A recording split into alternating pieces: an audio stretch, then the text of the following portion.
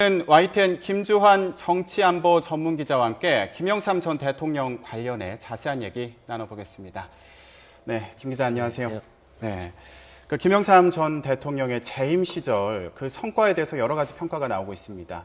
어떤 부분, 가장 평가할 만한 부분은 어떤 부분이 일단 고인이 된 김 전 대통령이 퇴임 후에 한 인터뷰에서 가장 업적은 뭐냐라고 하니까 하나의 척결이었다라고 이야기를 했었습니다. 네.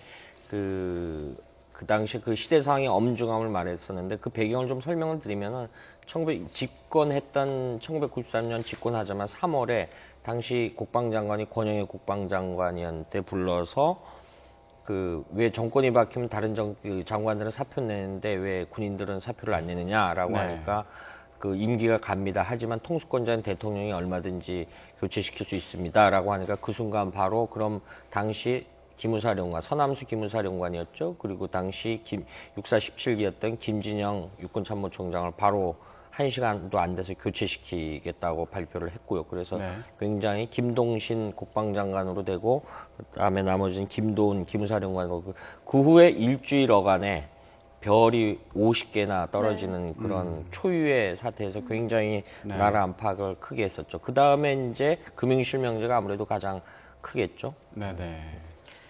네, 방금 말씀하신 것처럼 뭐 하룻밤 사이에 떨어진 별이 50개다라고 말씀하셨는데 뭐 그만큼 파장이 컸다고 볼 수가 있지 않겠습니까? 그렇죠. 그런데 이것이 좀 여파가 있었던 것이 이제 이런 당시 하나회라는 군 내부의 사조직이 결속력이 육군 굉장히 사조직이죠. 뛰어났기 때문에 이거를 척결하기 위해서 후임 인사를 그 비군과 관련이 없는 이른바 측근들하고 이 몰래 인선을 하다 보니까 이 과정에 차남인 김현철 전 여의도 연구소장이 개입을 했죠. 그게 역설적으로 권력의 핵심에 다가서 결국은 그것이 이른바 나중에 국정농단이라 해가지고 구속이 되는 이런 단초가 되는 그런 아이러니가 발생하게 된 거죠. 하나회 척결 관련해서 이제 긍정적인 그 평가가 나오고 있는데 반면에 지금 말씀하신 것처럼 인사를 이제 다시 하는 과정에서 PK 쪽의 인사들이 뭐 주류로 나서게 됐다 이런 부분에 대해서도 평가가 엇갈리는 부분이 그렇죠. 있지 않나요? 그러면 아무래도 이제 이것이 이제 믿을 만한 사람을 통해서 이야기를 하다 보니까 당시 이제 한 보름 어간에 이런 인선을 딱 작업을 하려고 보니까 아무래도 믿을 만한 군 내부에 있었고 이게 공교롭게도 또 3월에 이런 기무사령관하고 그 당시에 1993년도 그 당시에 이런 김진영 당시 육군참모총장을 교체시키고 나서 한 달 있다 지금의 삼각지 일대 국방부가 있는 삼각지 일대에 이제 하나의 인사 명단이 뿌려지게 되는 거죠. 막 어떤 그게 문서가 유인물이 뿌려지게 되고 그것이 이제 결국은 종국적으로는 하나의 척결을 하다 보니까 말씀하신 대로 당시 이제 주변을 아닌 사람 믿을 만한 어떤 정치인들을 통해서 인선을 하다 보니까 아무래도 이 권력 속성상 그러면 A라는 사람을 통해서 당신은 그럼 이 자리에 누굴 추천하느냐 아무래도 이게 그러니까 사람인지라 사감이 끼지 않았냐라 해서 그런 지금 말씀하시는 그런 결과론적으로는 비판적인 평가가 나오기도 했었죠.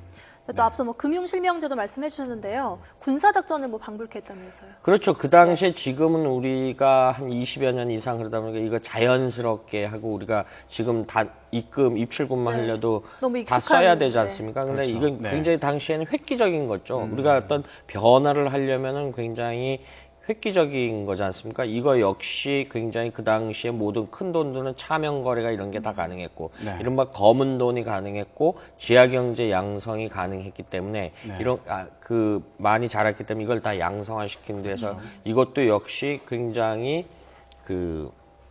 소수만 해서 이제 빨리 진행을 했다 이런 부분이 있고 또 여러 가지 지금 우리가 지방자치선거를 당연히 하잖아요. 그때도 이 업적 중에 하나고 그다음에 지금 우리가 공직자 하면 공직자 재산 신고하지 않습니까? 이것도 역시 김영삼 전 대통령이 실행해서 옮긴 거죠. 그런 부분이 있어 큰 업적으로 볼 수 있죠. 또 하나 이제 우리가 YTN 화면에서 계속 반복적으로 보여주고 있습니다. 경복궁 앞에 옛날에 조선 총독부로 썼다가 나중에 우리 정부가 한때 중앙청으로 썼던 건물이 있는데 역사 바르기 차원에서 이거를 폭파시켰죠. 폭파시켰는데 그 당시에 이제 3당 합당을 했던 지금 생존해 계신 김종필 전 총리 같은 경우는 오히려 역사 알리기 차원에서 놔둬야 되는 거 아니냐라고 하니까 네. 그 특유의 그 경상도 사투리 쓸데없는 소리 하지 마. 쓸데없는 네. 소리를 쓸데없는 소리라고 이분은 네. 발음을 그렇게 했으면서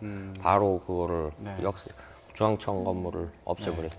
지금 역사 바로 세우기 이제 말씀을 하셔서 드리는 말씀인데 전두환 노태우 전 대통령도 이제 법의 심판을 받도록 네. 했고 그리고 또 시민사회단체 또 노동 그 사회에 있던 분들도 예. 또 복권을 시키는 그런 역할도 하지 예, 않았습니까? 일단은 전직 대통령을 12.12 반란의 수괴라는 표현을 당시 네. 했어요. 그래서 이 사상 초유로 전직 대통령 두 사람을 그 사법 처리하는 그래서 네, 전두환 전 대통령 같은 경우는 이제 백담사에 그 전이죠. 그 전 그리고 나서 이제 처벌을 받았고 추징금을 합쳐서 한 2천억 네. 정도에서 지금도 그 여파 계속 가지 않습니까? 네, 그렇죠. 그때 그런 일이 있었고 지금 말씀하셨던 그 군사정부 때 그 사법 처리돼서 수감 중이었던 굉장히 그 노동의 새벽이라고 얼굴 없는 시라서 박노의 시인이라고 네. 있습니다. 지금도 네. 가끔 문단에 글을 쓰고 있는데 이런 분들을 적극적으로 석방하는 김남주 씨. 예, 그리고 있고 그 와중에 있다가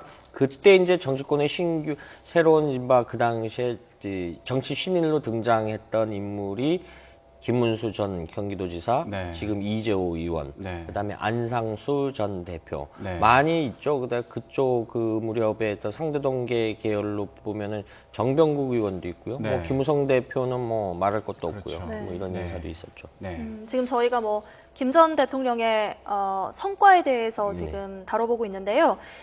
앞서 이제 집권 초에는 뭐 90%에 달하는 네. 지지율을 보이기도 했지만 점차 집권 후반기로 가면서 좀 쇠락의 길을 걷기도 했죠. 그렇죠. 제가 말씀드렸듯이 이제 그 본인의 아우가 거산입니다. 네. 큰 네. 산인데 네. 사남인 김현철 전 여의도연구소 소장이 그 당시에 제가 말했던 하나의 인성과제에 개입하다 보니까 권력의 정점에 네. 있어서 이 무렵에 또 이제 우리가 1996년도에 신한국당이 그 노동법 파동이 났답니다. 노동법을 날치기 통과를 했다가 결국은 이게 이제 법안을 후퇴시키는 지금의 어떤 뭐 노동 관련 쟁의라든가 이런 부분을 우리가 뭐 하려고 당시 많은 비정규직 문제라든가 그 네. 당시에 사실 초안에 비슷한 것 내용들이 다 들어가 있었는데 이것이 그때부터 그 좀 어떤 정치적으로 좀 이렇게 타격을 입고 그 해에 그 한보 철강이 부도가 나죠. 네, 네. 그걸 단초로해서 그 우리가 온 국민이 한때 고통스러웠던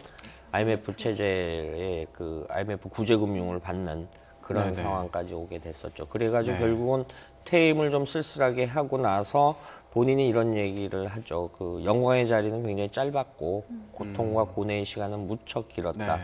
이런 소회를 밝히는 건 전직 대통령들이 다 퇴임 무렵에 다 이렇게 퇴임해서 항나치 네. 그 밝힌 특히 김대중 전 대통령 역시 아들 둘이 구속되고 네, 그러니까 그렇죠. 참 이호 여사도 마찬가지였습니다만 청와대 그 구중거리 참 힘들고 외로운 자리였다 이런 표현을 해서 거의 비슷한 느낌들을 밝히기도 했죠. 네. 지금 김대중 전 대통령에 대해서 이제 말씀하셨는데 이 그 두 전 대통령 사이의 관계가 서로 도왔다가 또 그렇죠. 서로 멀어졌다가 이런 그 반복되지 않았습니까? 협력과 예. 갈등 이게 그래서 굉장히 이제 이 거의 또 두 분이 바닷가 출신이고요. 네. 네, 그 그렇죠. 김대중 전 대통령의 아호는 후광이고 그랬는데 이 두 정치인이 우리가 지금 거의 그 상징적으로서는 DJ, 네. YS로 거의 네. 통용이 되지 않습니까? 오히려 더 친밀감이 됐고 이 DJ YS 관계는 거의 50년 가까이 이런 애증의 관계를 그래서 굉장히 지금 말씀드렸습니다만은 1963년도로 기억을 하는데요. 그 당시 그 어떤 당시 민중당인 거로 기억하는데 그 당시 원내 총무 경선에 있어서 네, 68년. 지고 예, 네. 68년이죠. 네. 그리고 이제 71년도 이제 40대 기술원 때 이제 네, 김대중 그렇죠. 후보가 이 대통령 후보가 되고 네. 뭐 이런 과정에 있어서 그때까지 굉장히 좋았죠. 특히 1987년대 민주화의 봄 때 양대 민주화 세력의 양대 산맥으로 좋았는데 87년도 제13대 대통령 선거를 앞두고 야당 후보 단일화 지금 굉장히 흔한 일인데 그때 네네. 처음 이렇게 시도를 했는데 안 됐어요. 그래가지고 그리고 90년대 들어와서 이른바 3당 합당에 참가를 하던 게 굉장히 멀어지게 됐죠. 네, 멀어지게 그렇죠. 되고 그다음에 김대중 정부 들어서서 어떤 그 김현철 소장의 그 복권 문제가 있었는데 그때부터 굉장히 김영삼 전 대통령이 hir난을 하는데 그거 쭉 이어져 오다가 2009년도인가에 DJ 대통령께서 서거하셨 직전에 네. 연세대병원에 방문을 하고 나와서 네. 세계사적으로 이 김대중 전 대통령과 나와의 관계는 이런 특수 관계가 없다. 이런 굉장히 세계적으로 드문 거다. 그래서 네. 화해를 했다라고 네. 했고 그 후에 어떤 그 양쪽의 이 상도동계의 그 어떤 가신이라고 할 수 있는 네. 한강옥 뭐 전 대표라든가 김동영 전 의원 이런 사람들이 네네. 이렇게 모임을 서로 화해를 하려는 그런 움직임도 있었죠. 네. 그렇다면 지금 이제 시간이 다 돼가는데 그 김영삼 전 대통령을 평가를 한다면 어떻게 평가를 할 수 있을까요? 일단은 우리 민주화의 큰 거목이었죠. 네. 네. 굉장히 그 한국 정치사에 있어서 큰 획을 그었던 그런 분명한 점이 있고요. 그다음에 지금 그런 말씀드렸던 그런 그 정치적 공이 있었고 네, 그다음에 타이틀도 많이 갖고 계시죠. 예, 그 굉장히 그걸 깰 수 없는 타이틀을 굉장히 많이 갖고 있었고 그리고 앞서 기획했으니까 저도 이제 전직 대통령 담당 기자로서 몇 년을 각 근접해서 취재해 본 적이 있었는데 네. 굳이 이런 얘기를 하면 이분이 그런 얘기들을 강조를 많이 했어요. 기자들한테 한 분야에 20년 이상을 해봐라. 네. 굉장히 고난의 그런데 20년을 해보고 포기를 한번 해봐라. 그래서 저는 오히려 그런 인생의 선배로서 후배들한테 이런 얘기들을 본인이 중학교 때부터 꿈을 이뤘지 않습니까? 네. 어쨌든. 그래서 업적도 많고 굉장히 고통의 시간을 겪고 왔는데 일관되게 살아온 삶이 아니었습니까? 이런 부분이 오히려 이 시점에서 저는 오히려 그분의 그런 식으로 좀 평가를 하고 싶습니다. 네. 네. 오늘 이제 서거 소식이 전해지면서 많은 분들이 김영삼 전 대통령에 대해서 다시 또 생각해보고 또 평가하고 이런 자리들이 있을 것 같습니다. 네, 오늘 말씀 감사합니다. 네.